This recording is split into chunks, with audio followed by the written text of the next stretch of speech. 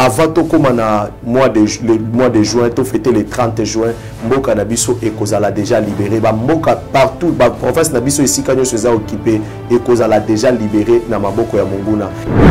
Penza bazoko suscité un officier na mboka ya Rwanda oyo à côté de mapona ko combattre mutu o atelemeli ba Congolais. Au bazar na Congo, tokumisa Nzambe, tozali sous na tango kolela te parce que Nzambe a libéré mboka na biso. Avant to koma le 30 juin, soki Nzambe azana bomoi. Avant to koma le 30 juin mboka na biso ezozala libéré ba province nyonso oyo ezalaki occupé na banguna mboka na biso. Banguna bango moko bazokima. Et Nzambe aza ko telemisa force et pas ya FARDC. Nzambe azo telemisa force et pas ya ba soldat na biso pour na ko libérer pe ko botola mboka na biso na maboko ya Monguna. Il y a des choses qui vont s'afficher bientôt là na Brazzaville. Na moni batu na Brazzaville bazo ki mambangu pe na moni makila na babalabala nyoso ya Brazzaville. Nzamba lobi na ngai ke oyo ekosalama na Brazzaville ça serait plus pur que le cas oyo salama na Congo. Nzamba lobi na ngai ke il y a des choses qui vont se manifester na Rwanda et se manifester na Uganda pe et se manifester na Burundi. Crise ekokota makasi batu bakokufa mingi na mboka Burundi. Donc il y a quelqu'un on a suscité na Rwanda et à côté de parce qu'ils ont un coup d'état au Salama na Rwanda, coup d'état au Salama na Rwanda. Et il y a un officier on a roté le misaye aza kaka rwandais. Et ça makambu au Salama na mikolo belete dans quelques mois où ils ont liboso na biso awa.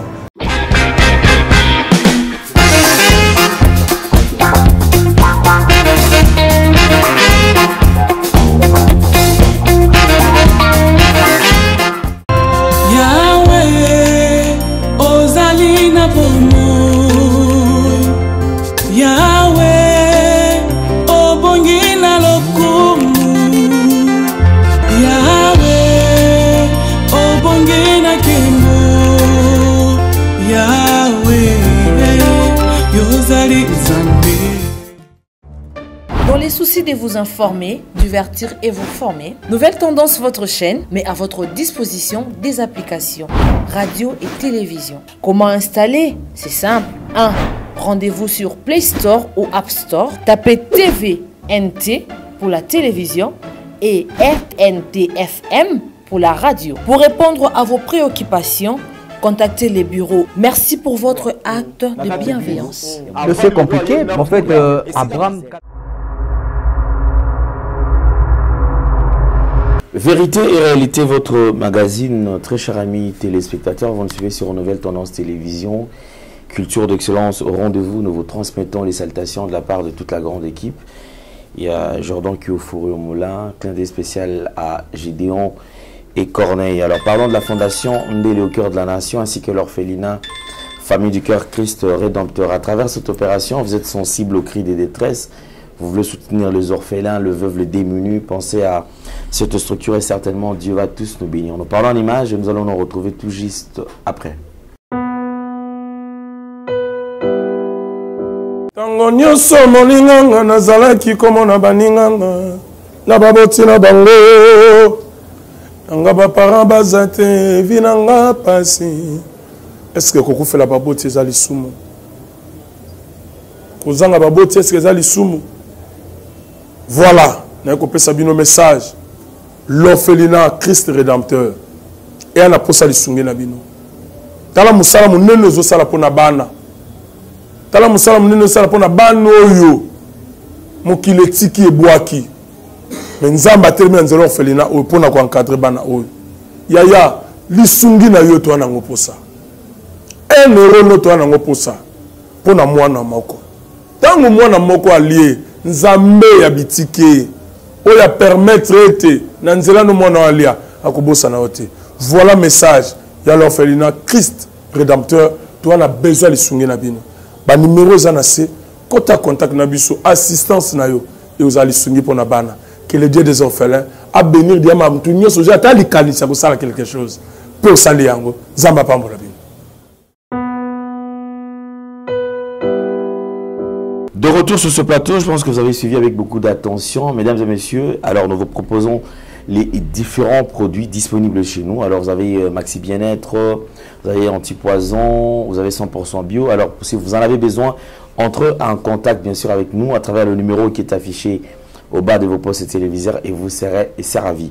Alors nous allons prendre la pub qui va nous annoncer avec beaucoup plus de détails et on se retrouve tout juste après. Caribou Beach, événement du siècle, restaurant du siècle, Nassé à Maï, en bord du fleuve. Kobanga te okoya na maïté. Kuna tolia cadre na biso asika. Ngamu na sa prière d'ouverture. Tokozala wana, moi sika liboke, otala mama, Maï, otala mama, ndakala ndenge zo sauter, olia, kimia ezakuna. Donc ba surprise ebele za ouverture ezo salema samedi à partir de 10h, boza zala. Zala week-end, zala week-end, tenir week-end, zala à l'aise. Tokozala wana et à l'endele. Félicitations. Ndegonanga merci.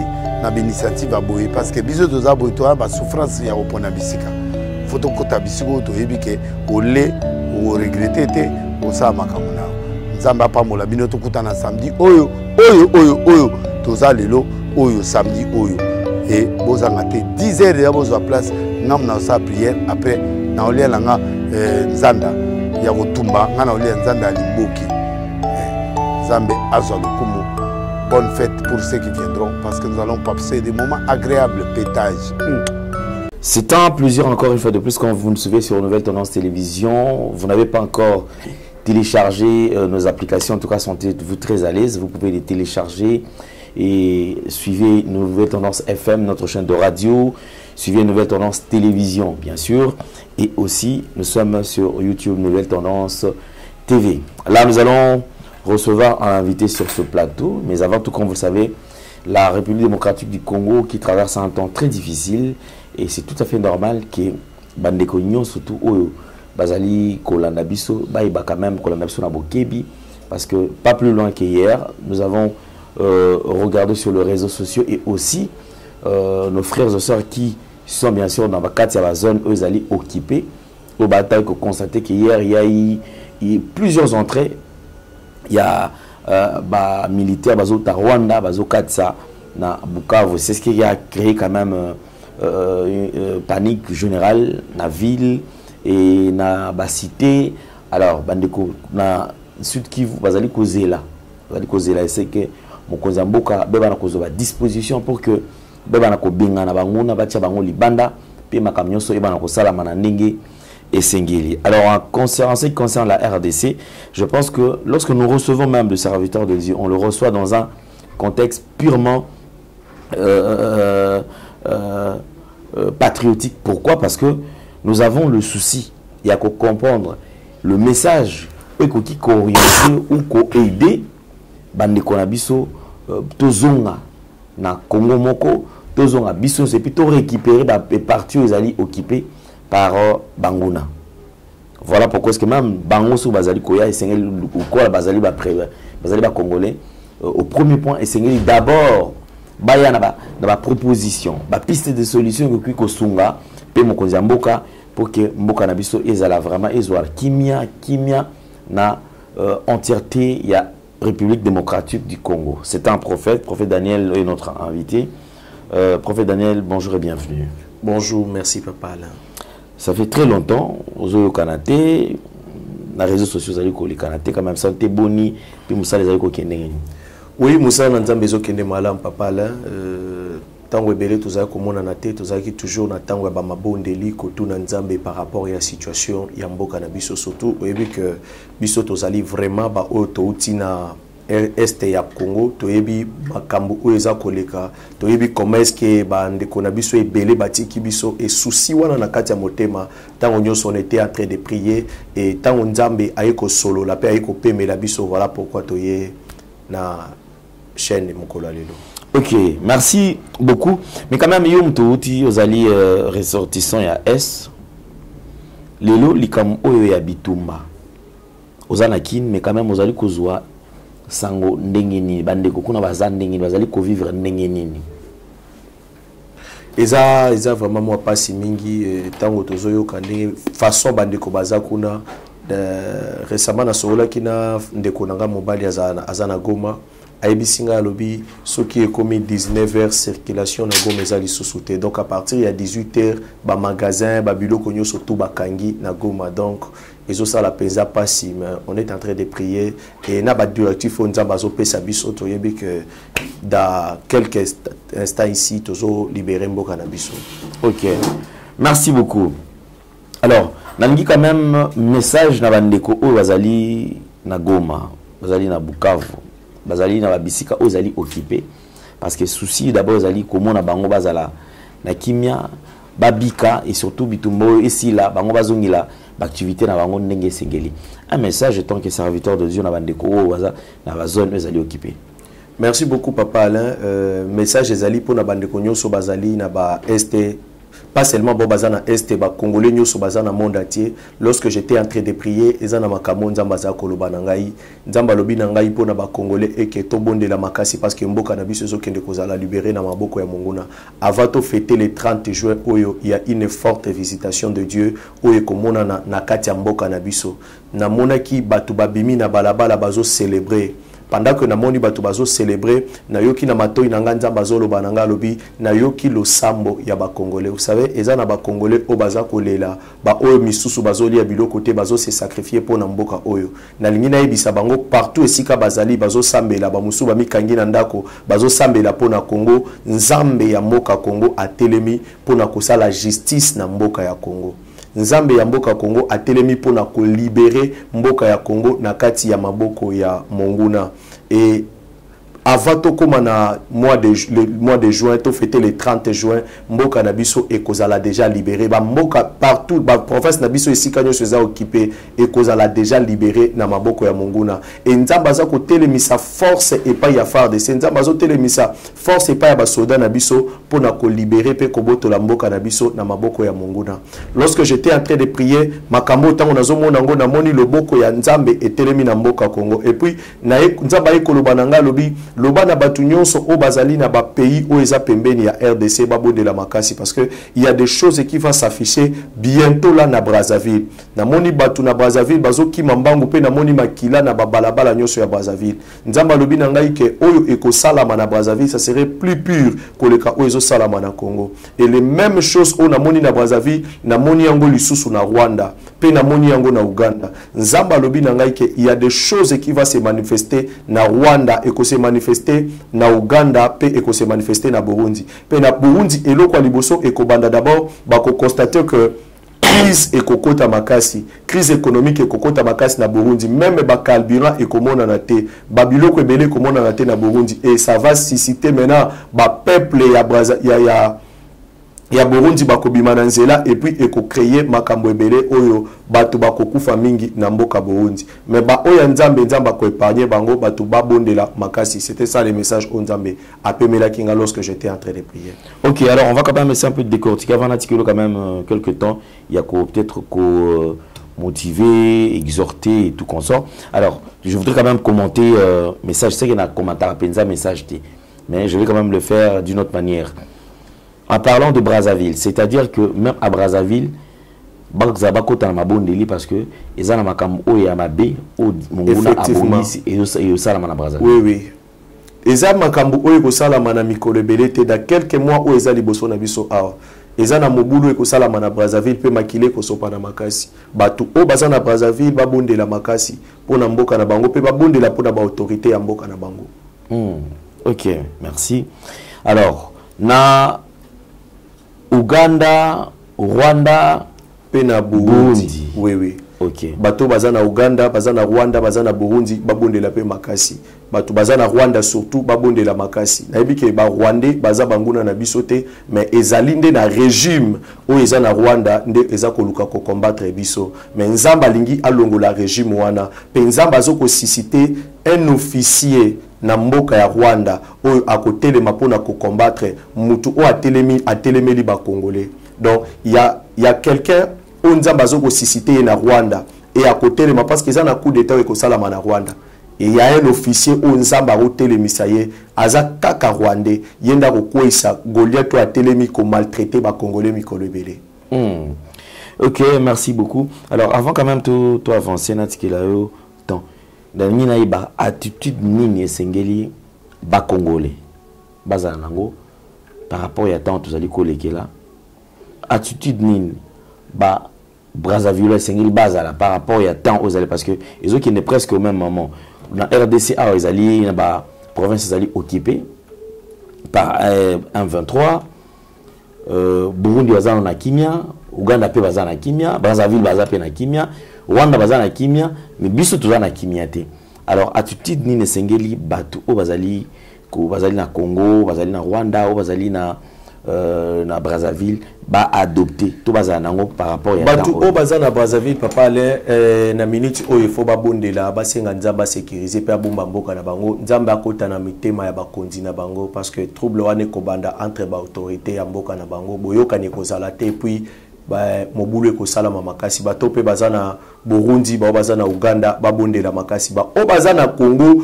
to kumisa nzambe tozali suna tango akolela te parce que nzambe a libéré mboka na biso avant to koma le 30 juin soki nzambe bazana bomoi avant to koma le 30 juin mboka na biso ezozala libéré ba province nyonso o ezala ki occupé na banguna mboka na biso banguna bango moko bazokima pe nzambe bazoko renforcer lisusu ba militaire ya mboka na biso pona ko libérer mboka oyo. Ok, merci beaucoup. Alors on va avancer parce qu'il y a quand même la deuxième partie. Autotique là toujours pour un ticket là tout mutra mutu. Bazali na message tout bazali na exhortation mais qu'à remonter moral ya bandeko autour bazola na biso. Merci beaucoup. Merci nzamba pambola yo partout bisika nyoso olandi prophète Daniel Soumani loboko na nzambe ezala likolo na yo nazolo bana mutu moko ozana ba problème eke Yesu Masia azana bomo ilelo lobi pe libana libela ndenga bikisaki lobi azobikisa pe lelo ba difficulté ozana ngo eleki yo mais eleki nzambe na makasité lolenge toza ko célébrer fête Pascal lolenge Yesu Masia asekwaki nazoyebisa mutu moko ke lycée kwa wana tango akufaki na ba problème na yo akufaki na maladie o ezotungisa yo akufaki na diabète o ezonyokola yo mikolobele akufaki na cancer o ezonyokolo mikolobele akufaki na maladie na ba difficulté nyonso ozanango etango asekwaki na guérison na yo asekwaki na liberté na yo et que soki yo ondimeli ye soki ondimi komi kabepai na ye ondimi ye a diriger bombo na yo à tout moment na ebisaka bana nzambe na lobi kolinga teke Yesu azala kaka sauveur ya vie na yo mais linga Yesu avaza la sauveur ya vie na yo azala d'abord Seigneur pour na vie na yo parce que azala ka sauveur et Seigneur te mazala ka Seigneur et sauveur azala ka d'abord Seigneur eza muto ya zoko diriger ndima ke Yesu a diriger vie na yo pour que vie na yo ezala libre nazo lobana mutu moko peut-être espoir esili yo osambeli osali ba sacrifice ebele okutani na ba serviteur de Dieu ndenge na ndenge nazo bisa yo ke nzambe na bomoi atindi ngai na mokolo lelo na erozo landa ngai na yebisa yo que c'est encore possible et que nzamba sala quelque chose na kati ya vie na yo okomi peut-être désespéré c'est encore possible que nzambe asilisa ba difficulté oyo za nangwana eleki nde yo me eleki nzambe na yo te eleki Yesu Masia o akufa kine kulusu po na yo te yo ndima kaka na tango ozolanda ngai si tu crois kaka ndenge ozolanda ngai kande ozoyoka mungongo na ngai na yebike ba difficulté za nango wana etungisi yo déjà mikolebele et sali ba année ebele o sali ba service ndenge na ndenge mozu solution te mais na memeli yo solution na kombo na Yesu Masia numéro na biso ya téléphone eza wana soko za na motuna numéro na biso ya téléphone ba komina se wana plus 243 97 075 96 75 97 075 96 75 ozana question ozana problème ozana malade benga toko sambela pona yo nzamba bongwani te nzamba zo sala pona ba misusu bazo tatola je sais que yope okozala sujet ya témoignage après appel au kosala nzamba pambola yo na kombo na Yesu Masia amen. Caribou Beach, événement du siècle, restaurant du siècle, Nassé à Maï, en bord du fleuve. Kobanga te okoya na Maïté. Kuna tolia cadre na biso sika. Ngamu na onza prière d'ouverture. Tokozala wana, moi sika liboke, otala mwamba. Maï, otala mwamba. Ndakala ndenge zo sauter, olia. Kimia ezakuna. Donc ba surprise ebele za ouverture ezo salema samedi à partir de 10h boza zala. Zala week-end, tenir un week-end, zala à l'aise. Tokozala wana. Et à l'endele, félicitations. Ndegonanga merci. Na l'initiative à boye parce que biso doza boye toi ba souffrance ya opona bisika. Faut to kota bisiko to ebike olé ou regretter te o sa makamuna. Nzamba pambola bino tokutana samedi oyo toza lelo oyo samedi oyo et bozanga te 10h déjà bozwa place ngamna sa prière après na olia langa nzanda ya kotumba ngana olia nzanda limboki Zambe azwa lokumu. Bonne fête pour ceux qui viendront parce que nous allons passer des moments agréables pétage. Dans les soucis de vous informer, divertir et vous former, Nouvelle Tendance votre chaîne met à votre disposition des applications, radio et télévision. Comment installer? C'est simple. 1. Rendez-vous sur Play Store ou App Store. Tapez TVNT pour la télévision et RNTFM pour la radio. Pour répondre à vos préoccupations, contactez les bureaux. Merci pour votre acte de bienveillance. C'est compliqué, en fait, Abraham... Tango nyonso molinganga nazalaki komona baninganga na baboti na bango nanga baparent baza te vinanga pasi. Est-ce que kokufela baboti eza lisumu? Kozanga baboti est-ce que eza lisumu? Voilà, na kopesa bino message. L'orphelinat Christ rédempteur et ana posa lisungi na bino. Tala musala munene zo sala pona bana. Tala musala munene sala pona bana oyo mokile tiki ebwaki. Mais nzamba termine nzelo orphelinat oyo pona ko encadrer bana oyo. Yaya lisungi na yo to ana ngoposa. 1 euro no to ana ngoposa pona mwana moko. Tango mwana moko allié nzambe ya bitike oya permettre ete na nzela no mwana alia akobosa na ote. Voilà message ya l'orphelinat Christ rédempteur to ana besoin lisungi na bino. Ba numéro za na se kota contact na biso assistance na yo et aux alisungi pour na bana. Que le Dieu des orphelins a bénir diama mtunyo soja ta likanisa ko sala quelque chose pour sali yango zamba pambola.